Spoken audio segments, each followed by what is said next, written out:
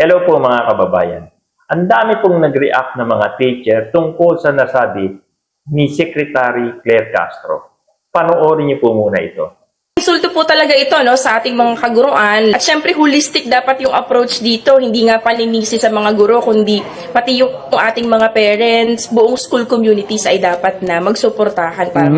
So ayan, gusto nilang humingi ng paumanhin ang ating Secretary Claire Castro na humingi ng tawad sa mga teacher dahil daw ay sila o di umano ay mga nasaktan ang kanilang mga kalooban.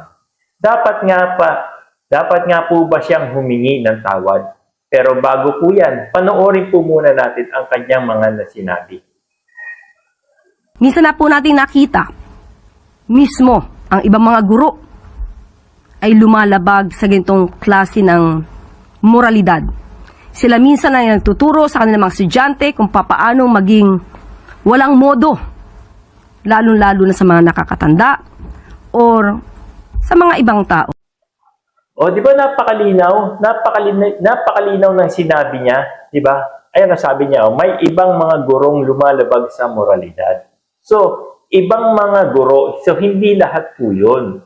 Pag ba sinabi sa inyo, o yung mga gumagawa ng mga hindi ka nais-nais dyan, yung iba pumasok dyan sa pintuan na yan, lahat ba kayo papasok? Hindi. Yung iba lang na gumagawa ng moralidad ang papasok. Pero hindi sinabi sa inyong lahat. May sinabi ba siyang lahat? Sinabi niya, may iba. O, malaki ang pagkakaiba ng may iba at ang mga guro. O, may ibang mga guro, so hindi lahat. Ngayon, kung nasaktan ka sa sinabi niya, ay malamang ikaw ay kasama doon sa ibang mga guro. Kaya intindihin niyo po munang mabuti bago kayo mag-react. Bago kayo masabihan ng mahina kayo sa comprehension. Kung ganyan ang pagkakaunawa ninyo sa isang simpleng salita, kawawa naman ang mga estudyante nyo. Kasi nga mahina daw ang comprehension nyo. Kasi yun lang mga iba, hindi nyo pa maintindihan. Paano nyo natuturuan yung mga estudyante nyo? Tama siguro ito si Sarah Pakinggan nyo si Sarah. Tama yan yung sinasabi niya Diba? Kasi anuhin ba natin yung classroom kung yung bata na nakaupo doon ay hindi natututo? At yung teacher na nagtuturo doon ay hindi marunong magturo. At yung teacher na marunong magturo, walang kwenta yung kanyang curriculum, yung tinuturo niya sa bata. Narinig nyo si Sarah?